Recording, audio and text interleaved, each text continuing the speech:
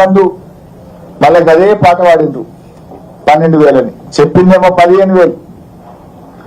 నేనేమనుకున్నా అంటే కనీసం ఆ 12,000 గురించి చెప్పేటప్పుడైనా 3 పంటలకు రైతు బంధు ఎగ్గొట్టినామో క్షమించండి అని రాష్ట్ర రైతుల్ని అడుగుతారేమో నేను భావించిన. కానీ అదే అబద్ధం చెప్పిండ్రు. ఇప్పటి 3 పంటల్లో రైతు బంధు ఇయ్యలే. రుణమాఫీ గురించి ఈసారి మాట్లాడలే. అది డొల్లా అని తేలిపోయింది. చెప్పింది 51,000, బడ్జెట్ లో పెట్టింది 31,000, చేసింది 20,000. రుణమాఫీలో డోకా, రైతు బంధులో డోకా, బోనస్ లో డోకా. ఇలా పోయిన యాసంగి 2025 ఏప్రిల్ మే నెలలో అమ్మిన యాసంగి సన్న రకం వడ్లకు 1,000 కోట్ల రూపాయలు ఈ ప్రభుత్వం ఎగ్గొట్టింది. యాసంగి బోనస్ ఈయనలే. ఇవాళ ఎంత సిగ్గు లేకుండా నిస్సిగ్గుగా బట్టి గారి బడ్జెట్ లో స్పీచ్ ఏమంటాడు, 2 పంటలకు సన్న వడ్లకు బోనస్ ఇచ్చినామని స్పీచ్ చదివిండు. బట్టి గారు అబద్ధం ఆడేటప్పుడన్నా కొద్దిగానే ఉండాలి కదా. అది అసెంబ్లీ కదా. 2 పంటలకు సన్న వడ్లకు బోనస్ ఇచ్చినావా? చెప్పు నాకు. నువ్వు ఇస్తే నేను రాజీనామా చేసిపోతా. నువ్వు చేస్తావా? రివ్యూ చేస్తావా? 2 పంటలకు బోనస్ ఇచ్చినాని. వానకాలం ఇచ్చినావు, యాసంగి కొట్టినావు. ప్రతి ఏడాది 2 పంటలకు సన్న వడ్లకు బోనస్ ఇస్తున్నా అని మాట్లాడిండు పుణ్యాత్ముడు. కానీ వానకాలం ఇచ్చిండు, యాసంగి కొట్టిండు పోయిన సంవత్సరం. ఇప్పుడు కూడా వానకాలం ఇచ్చిండు, ఈ యాసంగి ఇస్తాడా ఇయ్యడా ఇంతవరకు స్పష్టత లేదు. బడ్జెట్ లో సాక్షిగా పచ్చి అబద్ధాలు బట్టి గారు వల్లే వేశారు. ఇంకొక అబద్ధం, గత ప్రభుత్వం రేషన్ కార్డులు ఇయ్యలేదట. బీఆర్ఎస్ ప్రభుత్వం 6,50,000 రేషన్ కార్డులు ఇచ్చింది అని శాసనసభలో సివిల్ సప్లైస్ మంత్రి ఉత్తమ్ కుమార్ రెడ్డి గారే సమాధానం చెప్పారు.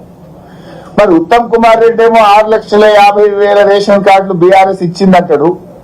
బట్టి ఫైనాన్స్ మినిస్టర్ బడ్జెట్ స్పీచ్ లోనేమో గత ప్రభుత్వం రేషన్ కార్డులు ఇవ్వలేదు అని బడ్జెట్ స్పీచ్ లో చదువుతారు. ఇంత పచ్చి అబద్ధాలు బట్టి గారు చదవచ్చా? ఎట్లా నమ్ముతారు మిమ్మల్ని ప్రజలు? ఏమనుకుంటారు మిమ్మల్ని ప్రజలు? సోయి ఉండాలి కదా కనీసం.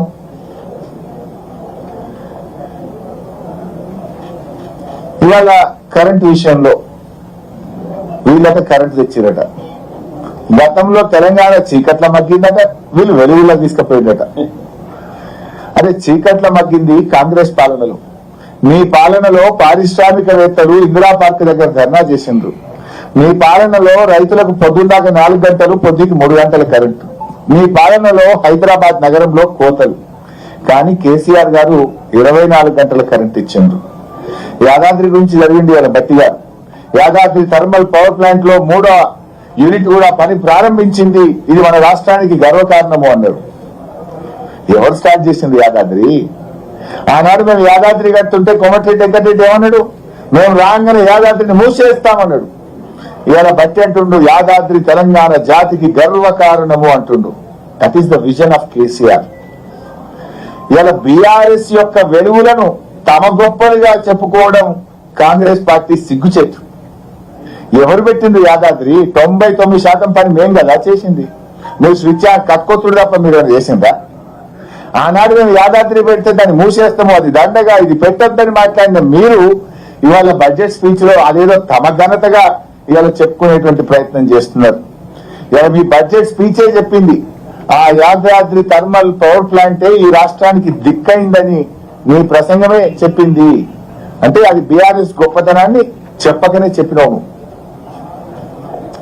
సింగరేణి గురించి మాట్లాడి ఇంకేందో. సింగరేణిని స్కామ్ల గనిగా మార్చిండ్రు మీరు. కుంభకోణాల కేంద్రంగా మార్చిండ్రు. సింగరేణి గురించి పలికే హక్కే మీకు లేదు. Bogus production, bogus income tax కట్టిండ్రు, బోగస్ బోనస్లు ఇచ్చి ఇవాళ సింగరేణి కొలాప్స్ అయ్యేటువంటి పరిస్థితి తెచ్చిండ్రు మీరు. కేసీఆర్ గారు నిర్మించిన వ్యవస్థను నడపడం కూడా మీకు చేతనైతలేదు.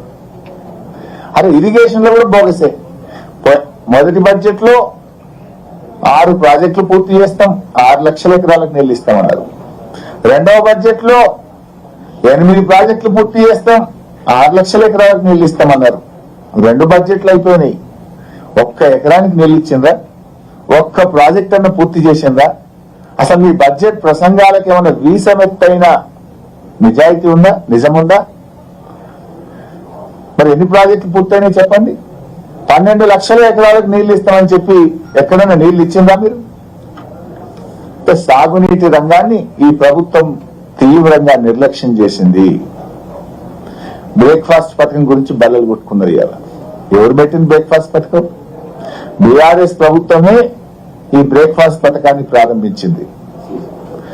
నేను ప్రారంభిస్తే మీరేమో దాన్ని క్లోజ్ చేసి ఆ పథకాన్ని బంద్ చేసి 2.5 ఏళ్ల పాటు పిల్లల్ని బ్రేక్ఫాస్ట్ పథకానికి దూరం చేసి ఇప్పుడేదో కొత్తగా బ్రేక్ఫాస్ట్ పథకాన్ని ప్రారంభం చేస్తున్నాము, ఇదేందో కొత్త పథకం అని చెప్పడం అనేటువంటిది ఇది సిగ్గుచేటు. అట్లే టిమ్స్ ఏం చెప్తుండే ఏది టిమ్స్ సనత్ నగర్ 2026 డిసెంబర్లో ప్రారంభిస్తాం. ఎన్ని డేట్లు చెప్పింది? ఇప్పటికి 4 డేట్లు మారినాయి. టిమ్స్ సనత్ నగర్ కు 2.5 ఏళ్లలో 4 డేట్లు పెట్టింది. ఇది 5వ డేట్ బడ్జెట్ లో. మళ్ళా మొన్న ఉగాది కన్నారు, జూన్ కన్నారు, ఇవాళ డిసెంబర్ చేసిండు. ఈ ఏడాది 3 డేట్లు పెట్టిండ్రు, అంతకుముందు 2 డేట్లు పెట్టిండ్రు. డేట్లు మారుడు, అంకెలు మారుడు తప్ప ప్రజల జీవితాలు మారడం లేదు. మొత్తంగా ఈ బడ్జెట్ దగాకోరు బడ్జెట్, పేదలను వంచిన బడ్జెట్, 6 గ్యారెంటీలను పాతరేసిన బడ్జెట్, మహిళలు, వృద్ధులు, రైతులు, ఉద్యోగ వర్గాలు, కార్మికులు అందరినీ నిరాశపరిచిన బడ్జెట్. Thank you.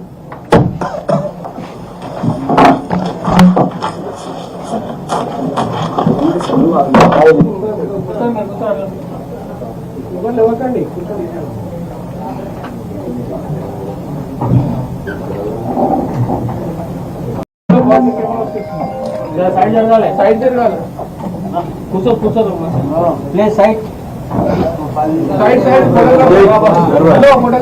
అదే నా కొంచెం అది జరగాలి. మనం వాటి జరగాలి.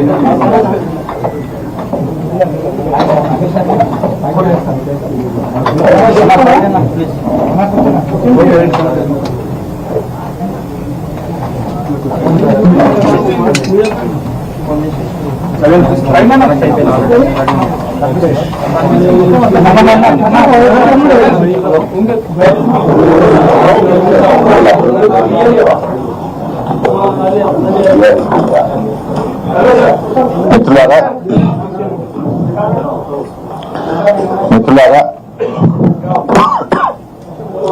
అందరికీ నమస్కారం. రాష్ట్ర ప్రభుత్వం ఈరోజు ప్రవేశపెట్టినటువంటి బడ్జెట్ రాష్ట్ర ప్రజల్ని చాలా తీవ్రంగా నిరాశపరిచింది. 6 గ్యారెంటీలకు రేవంత్ రెడ్డి గారు, బట్టి విక్రమార్క గారు కలిసి ఈ బడ్జెట్ తో విజయవంతంగా గోరి కట్టారు. గత బడ్జెట్